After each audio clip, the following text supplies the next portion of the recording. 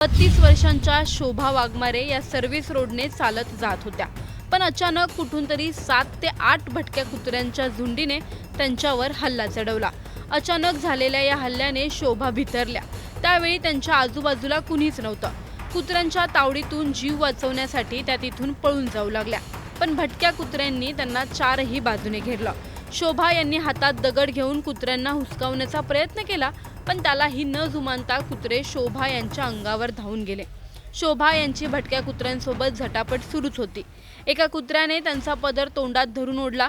पदर वाचवताना शोभा खाली पडल्या आणि भटके कुत्रे अक्षरशः शोभा यांच्यावर तुटून पडले। चाकणच्या रस्त्यावर रात्रीच्या सुमाराला हा थरार 15 मिनिटं सुरू होता। कुत्र्यांच्या तावडीतून सुटण्यासाठी शोभा जीवाच्या आकांताने धडपड करत होत्या। सुटकेसाठी जीवाचा आटापिटा करत होत्या, पण त्या सुनसान रस्त्यावर कोणीच नसल्याने त्यांच्या किंकाळ्या हवेतच विरल्या।